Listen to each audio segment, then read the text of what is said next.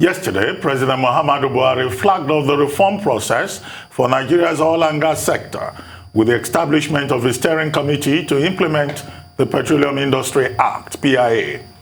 But even as the committee was being set up, it came to light that in the days leading to the signing of the new legislation, the Nigerian Governors Forum had expressed reservations over some of the provisions contained in the PIA.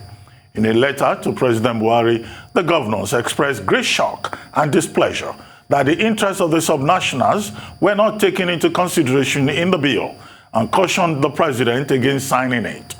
Also yesterday, the Minister of State for Petroleum, Timipre Sylva, revealed that the Nigerian Upstream Regulatory Commission will be responsible for crude oil sales, a function handled by the Nigerian National Petroleum Corporation, NNPC.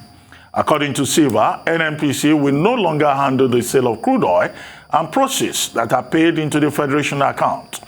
As part of its technical regulatory functions, Section 7EE of the PIA states that the Commission shall issue certificates of quantity and quality to exporters of crude oil, natural gas, and petroleum products from integrated operations and crude oil export terminals established prior to the effective date. It goes on to state that the Commission shall have the power to monitor and regulate the operations of crude oil export terminals, and the responsibility of weights and measures at the crude oil export terminals shall cease to exist from the effective date. Effectively, in addition to its regulatory functions, the new Upstream Regulatory Commission will also be an operator and will be in competition with international and indigenous oil companies that it is meant to regulate in the business of crude oil sales. Now joining us to make sense of all of this is Kunle, an energy analyst and former senior technical advisor to the Minister of State for Energy Gas during the Umaru Yar'Adua administration, Dr. Emmanuel Odushino. Welcome to the show, Mr. Kunle. Thank you very much for joining us. Thank you very much, Dr. Abati.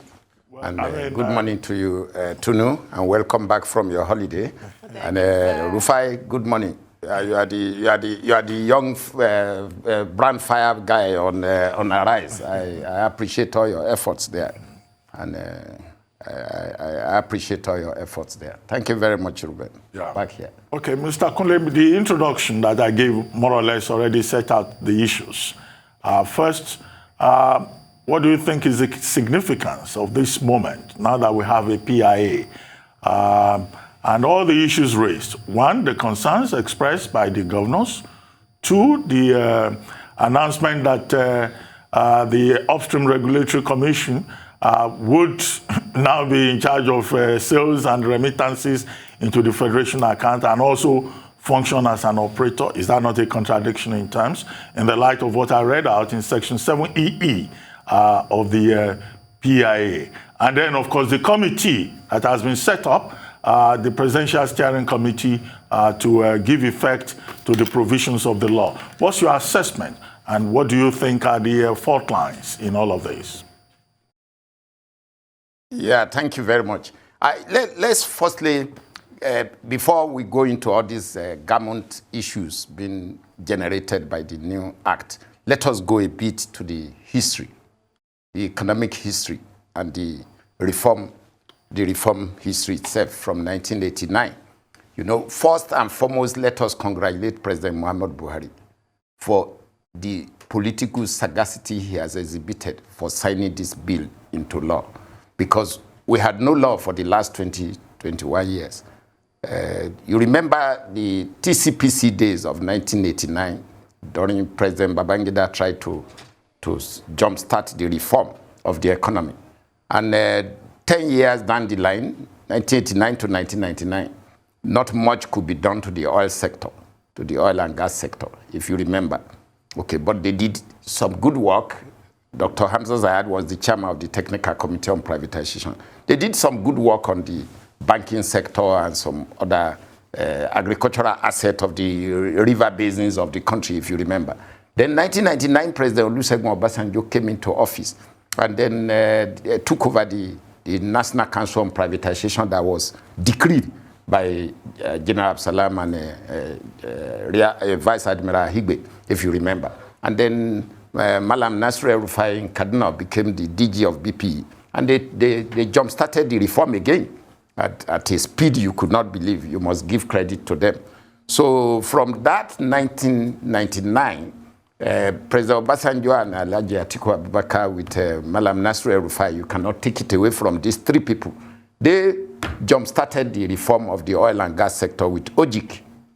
And the work started from that time till this very moment. So we had no law to reform the oil and gas sector. So finally, we have a law now. So no law is perfect, as all the learned people will tell you. No law is perfect. Even the Constitution of Nigeria, as we are today, a cross-section of this country is challenging the legality of the Constitution. So all the laws, the electricity bill law that I was heavily involved, is still being challenged also. So, but you can see, to go straight to your question after this background, is to say that we must congratulate everybody that has been involved. We give it to them. The President Obasanjo was heavily involved. Alhaji Atiku Abubakar was involved. Malam Nasir Rufai was involved. We must give it to them. And President Muhammadu Buhari has finally now done the finishing. From here on, we can now continue to tinker with it. We can amend the law even every 3 months. If there are clauses there that create too much ambiguity, that will not allow the industry to move, we can go back to the parliament. The parliament have done their own job. We should not also be unmindful that it is not easy to get things through the parliament, because this is a second arm of government. So the presidential system of government, even in America that we copied, you must lobby. You must lobby, you must put your case on the table to allow them see. So I congratulate the National Assembly for a job well done. So if the law is not perfect, let us now test it. Let's start. So the president has put the ball in the field now. Let us start to implement. But my concern is the implementation committee that has been put in place. To what extent are they going to get themselves into this business? Are they going to just set up the frame and show us the configuration of the new industry we are supposed to run at this last quarter of the hydrocarbon industry?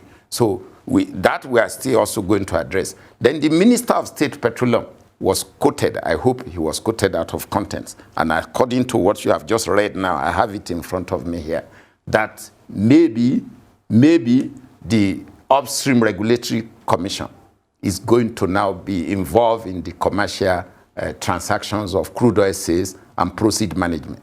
That looks very ambiguous. I was very disturbed this morning when I saw it in this day. And as we have just recapped just now, I hope the minister was quoted out of context. I'm privileged I can talk to him, but I want the whole country to know this, that it is likely he was quoted out of context. We subject some of these clauses into serious and rigorous interrogation and interpretation, because if the NNPC Limited is going to be a holding company that will have control over MPDC, have control over the refineries and all their subsidiary investment, then if the regulator is also going to be involved in the commercial sales of crude oil and the proceed management, then what happened to the federation arrangement? Then what also now happened to NNPC Limited? NNPC Limited will do what? Just to do exploration and production? Then what happened to the product? It will be taken over by the commission. So we must draw lessons from the pension reform. Pension reform today, PENCOM does not manage pension fund. They regulate the PFAs. You must also know that NCC does not get involved in telecom services provisions. NCC regulates the telecom sector. And till this moment, National Electricity Regulatory Commission does not get involved in electricity generation or transmission or distribution. No, they regulate. They issue regulatory instructions time to time. So I don't expect the upstream sector of the petroleum industry to be designed in a manner that will look as if they are now going to take over the multiplicity of activities that NNPC Limited is going to be created to do. So we must remove all these ambiguities within the next 6 months. They can go back to the parliament. So on the issues of the 6 points raised by the governors, yes, the governors are right. They have reasons to be worried, but they had access to Mr. President, and they also have access to the Senate and the lower house, because most of the members of the Senate and the lower house are derived from their states. So I'm very surprised that they waited till that hour, 10th of August, before raising all these issues. Were they not having liaison officers in Abuja to go through all these provisions in the Act? Why did they wait till that last minute? So these are some of the issues that at times you just wonder if people does not really understand how presidential system of government runs. It is a lobby system, whether we like it or not. The executive must engage the legislature. The lower arms of government, the sub-regional government, must engage the federal.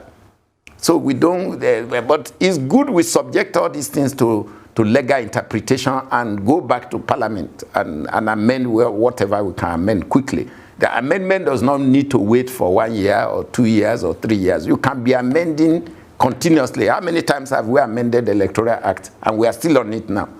So I don't see anything to people who are saying, no, the law is not good. No law is good. No law is perfect. But law is organic. Law is organic. So let me, for now, I give the floor to you, Dr. Abati.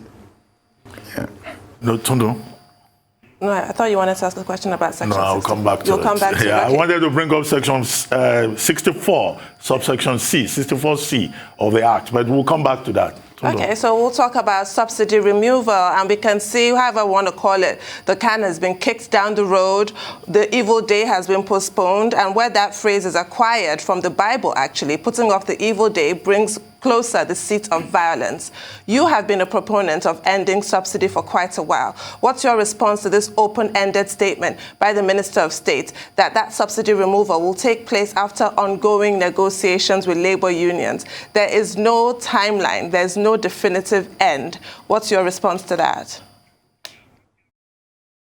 Thank you very much, Tunu. Yes, I continue to say it, and I will repeat again. We postponed the evil days. You are very correct. I was a young boy in 1984 when all these issues. Just go back to economic history again. I always like to use history. 1973, to date, Petroleum Equalization Fund was set up. General Gowon, we have been adjusting in accordance to the value of Naira and our domestic productive capacity since 1973. The gap supposed to be closing. The gap has continued to widen from here to the Alaskas. Now, if the Minister of State, Petroleum, is alluding to the issue that, oh, for the next maybe 1 year or 2 years, we are going to continue to have subsidy, can you just juxtapose the subsidy gap today and the overdraft of federal government from the Central Bank of Nigeria? I'm aware that the Central Bank of Nigeria has granted overdraft close to 15 trillion naira to the federal government of Nigeria.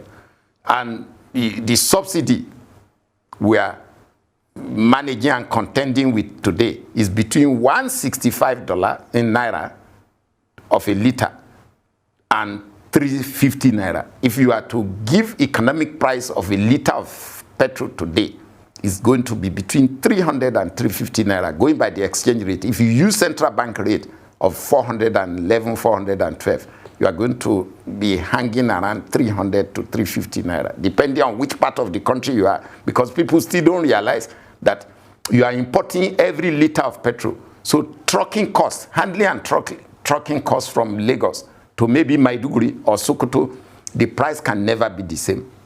What you buy petrol in Lagos or cannot be the same as what you will buy petrol in Sokoto or Maiduguri. But because we don't want to face reality in this part of the world because of unnecessary political sentiment, we have virtually systematically destroyed the domestic economy of this country.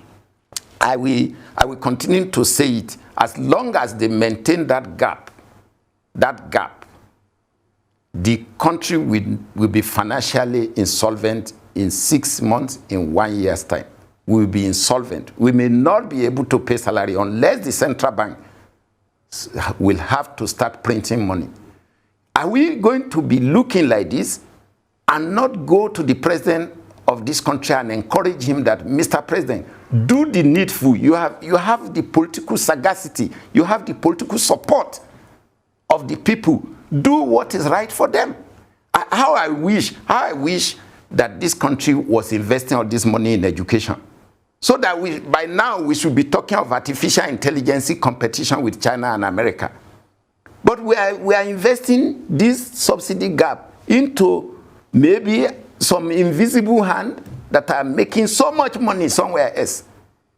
So it's not possible. I don't know, the Minister of State is a politician.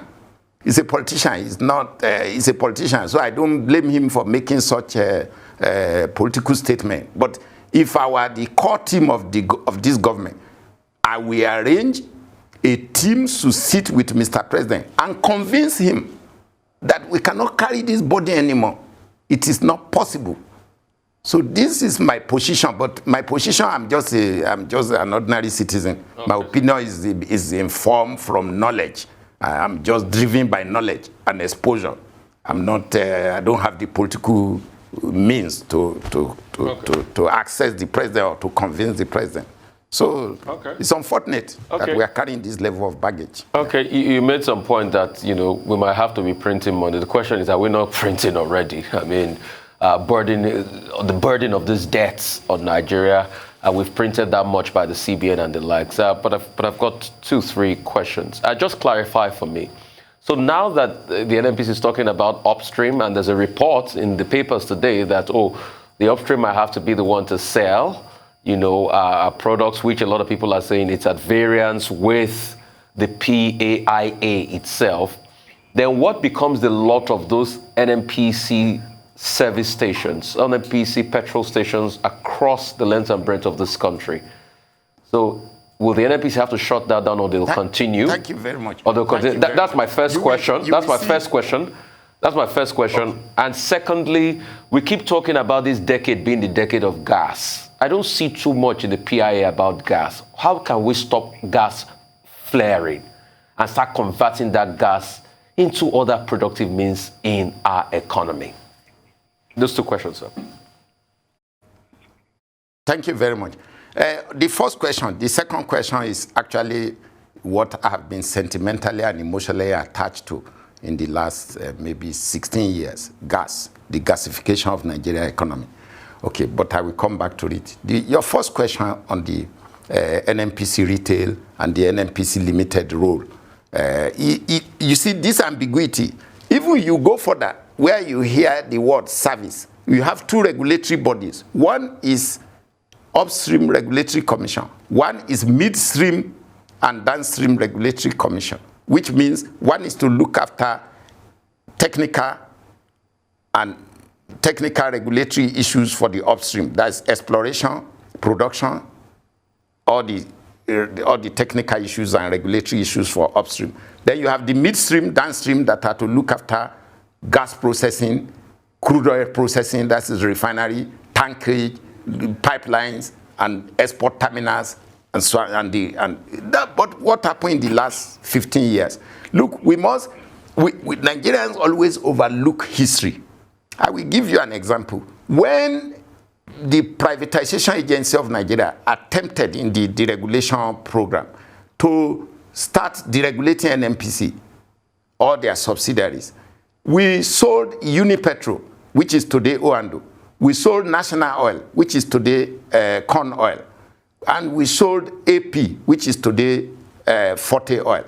Now, NNPC, again, in 2007, immediately President Obasanjo left, they decided on their own, because they are the #1 NNPC management of those days.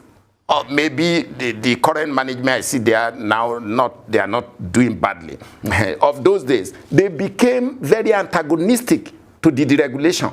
So they started setting up NNPC retailing, trying to now compete with the private sector that we had already encouraged to go and invest money. These downstream operators in Nigeria had already borrowed money to spread petrol stations across the country, to build tankage and receiving terminals for product storage. Now, NNPC started investing our money in downstream retail business again to compete with the private sector. How can you use government money, government infrastructure to compete with private sector? You can see the contradiction. So now, if NNPC Limited, if they are going to own retail outlet across the country, can they do it like in Kuwait? Can they do it like in Dubai? Can they do it like okay, Libya is gone now. Can they do it efficiently? I doubt. I doubt, because they have suffocated the private sector that had invested so much money. In fact, they have bankrupt some of them. So I see a lot of conflict and ambiguity in this whole structure. If they allow the unbundling properly, but as I've said, there is this internal empire building ambition in NNPC. Everybody who enter NNPC want to see NNPC as an empire to himself until he finishes his own tenure. So they don't want it to be opened up. They don't want to unbundle it. They don't want private sector to have an active role. Had it been Aliko was not audacious enough to have built that refinery, NNPC would have never encouraged any private sector to build a refinery. So today we are lucky, at least the reality is here. So I see this conflict and ambiguity every time, and I'm still waiting for a person that can help us build a team to really unbundle NNPC properly and privatize all the subsidiaries and allow private sector drive this sector. We are even getting late now. Hydrocarbon is becoming history like coal. Gradually, people don't know the rate at which, the acceleration with which hydrocarbon is being discouraged in the scientific world. Even the big five sisters that controls the oil and gas production in the world, they are migrating their investment out of this place. So let us leave that one. Let's go back to gas. If we want to gasify Nigeria economy, we must open it up for investment. Gas investment is more intense than oil because gas is very volatile. It's very dangerous to manage. When you drill and you hit gas, you will know what I'm talking about. The speed with which gas wants to come out, you need a lot of infrastructure technology to handle this. And because that investment is very huge, you have to rapidly open it up so that we can join the gas race. Because Qatar has left us behind, Australia have left us behind, America is the tiger today in gas production. So Nigeria is just scratching the surface. And the time we lost between 2007 when I was in the ministry and now, unfortunately, that is the time countries like Mozambique has taken to come in now. Tanzania has come into gas now. There's Senegal here. Senegal has come into gas now. So we have really lost ground. And is the future. Is the future. Gas will still rule the economy of the world for the next 30 years. So Nigeria need to key into gas and stop arguing and debating about hydrocarbon oil. Oil is going. Oil is going. Whether we have 40 billion reserve or 60 billion reserve, oil is going. The price will not be too attractive because Nigeria is not a competitive place to produce oil. So this is just these are the realities. I want to see this country to be in gas. I want to see us talking about mega gas projects. LLNG Train 7 is just one. We need another gas project that will drive aluminium smelting. We need another gas project that will drive integrated steel production by the ports. We need another huge petrochemical complex that will take so much gas. So we need to develop our gas domestically. But if you don't open up the economy properly, you will never get foreign investment into this. We will never. And we don't have domestic capital. All the people buying the new asset that Shell want to sell now, where are they going to get capital? Where are they going to raise money to inject there? If the IOCs are migrating out of my country, and I think my local investors can do it, I'm deceiving myself. What has my local investor achieved in the last 20 years? In the oil and gas, Seplat and who? What have they achieved? When you look at the quantum of their achievement, it's insignificant because they don't have deep pocket. So I hope the people in authority will, from time to time, engage some of us.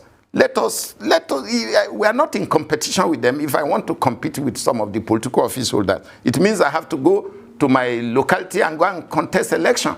But we are here. We are knowledge driven. We want to let them see where things are going in the world. We are trendy. We cannot just sit down here and get rustic like this. It's not fair to those of us who have used our money and time to acquire knowledge. They must listen to us. They must listen to us. They must give us room to participate. We are not there to it's unfortunate that they are treating gas like this. Gas is the essence today if this country is to move forward. So thank you very much. Okay, Mr. Kunle, just a few more clarifications from you. First, I think Section 64A of the Act already deals with who is going to be in charge of those NNPC retail stations. But those NNPC retail stations, are they not franchises? Then Section 64C of the same Act talks about NNPC lifting and selling royalty oil and tax oil on behalf of the Commission and the service, respectively. But if you look at the law, what we have is Nigerian Upstream Regulatory Commission and the Nigerian Midstream and Downstream Regulatory Authority. Do you by any chance know what service is referred to in this Section 64C, or is this part of the contradictions in the drafting of the legislation? And second part, is there a role for the National Economic Council, the National Council on Privatization, the BPE, the BPP, in all of this process that has been announced by the federal government? Or is just going to be the Presidential Steering Committee that will be in charge and probably after, manage NNPC Limited? Thank you very much, Dr. Ruben. I noticed that Section 64. Where maybe some of these things, they say the details are in the devil. The devils are in the details, sorry. I think the regulatory authority for midstream, the word used was authority in the bill that I have gone through. And the upstream was Upstream Regulatory Commission. So when they use the word service, that word service, perhaps the lawyers will tell you what that one means, but it's again further complicates the matter. So I think these are some of the corrections they need to try, and they need to clean up, because in law, I'm not a lawyer, but that can connote another thing entirely. And it can be interpreted in the law court to mean something else, because the law is organic. So I think they need to correct some of those things. They need a clean up. They need to validate some of the words there and make them to be consistent. So that is about that very section. So that they don't complicate the whole thing for the new body they are going to create, NNPC Limited. On the issue of the panel inaugurated yesterday by the president, I was very, very uncomfortable when I saw the whole list.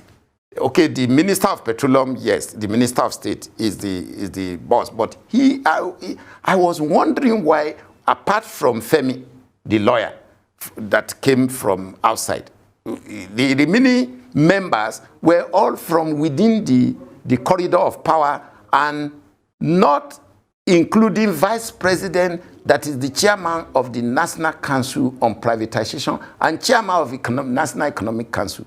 It was very strange. I don't know the reason, but I think the people they put there cannot reform NNPC. They cannot reform, don't let me use the word NNPC, please. They cannot reform the oil and gas sector, because you cannot reform yourself. It is not possible. I'm thinking, I don't know the details yet. I'm thinking that the panel will have been headed by the vice president and the Minister of Finance, because Murphy, Minister of Finance Incorporation, actually gave us they gave us power of attorney to privatize all the subsidiary of NNPC. So I would have expected this implementation to be situated within the vice president office and the National Council on Privatization, because it's a reform. You have built a foundation for reform. The legal framework is ready. So you now want to implement. So the Minister of State for Petroleum is a member of the National Council on Privatization. The Minister of Finance is a member of the National Council on Privatization. The CBN Governor is a member. The Attorney General is a member. So why are we creating a separate committee now to do this job? So, okay, even let's give it to the president that he has discretionary power. Okay, what will this body do now? Will they just create the configuration and hand it over back to president and say, we have created the configuration in accordance to the law, sir, but to man it is another issue. You are going to appoint people to now head all these two commissions, and all the new subsidiaries or the existing subsidiaries, you have to reorganize them. So who has the political power to do that and technical know-how to do that? Be careful about what I am saying when you are interpreting. Who has the political power to do that, Mr. President? Who has the technical know-how to arrange the sector in a way that it will function and be maximally productive for the country? So I think if we are not careful, because of the politics coming by May next year, if we are not careful, this panel in the next 6 months, they will have a lot of legal tussles to go through, to settle down, to even do the job. And by May next year, it will become so political that the industry may be stranded. The oil and gas industry may be stranded in the next 2 years. So I would have suggested to Mr. President to allow the Vice President and the National Council on Privatization to carry on this reform, including the Minister of State, including Minister of Finance, CBN Governor, because they are members of the National Council on Privatization. Let's even assume that the governors meet today in their Economic and National Council. I'm sure the best among them that can handle this matter is Malam Nasru El-Rufai in Kaduna. The presidents will borrow Malam Nasru El-Rufai from Kaduna to help to support and midwife this arrangement. Because I have no doubt about the competency of Timipre Sylva. He's politically sagacious, but the technical know-how to carry out this assignment, I'm sorry, I'm at a loss. Even the GMD NNPC, he's smart and good enough. So I have no doubt about him. But to what extent can they go? This thing is very political. This is how it's very political. This is a very political issue. Very political. So let us leave it like that. I expect BPE to be at the center of this matter. We were the one, when I was in BPE for 4 years, we were the one driving the reform of the oil and gas sector. OJIC. We were. Malam Nasru El-Rufai started it. Well, he started it. Thank you very much. So it's like the thing has been taken away now to somewhere, but it will go to nowhere. Well, this is just the truth. Well, the sector will be stranded. Well, Mr. Kunle, we would like to thank you very much for joining us on the morning show. Thank you very much indeed for your insights and for all the clarifications you've been able to make. Thank you very much indeed.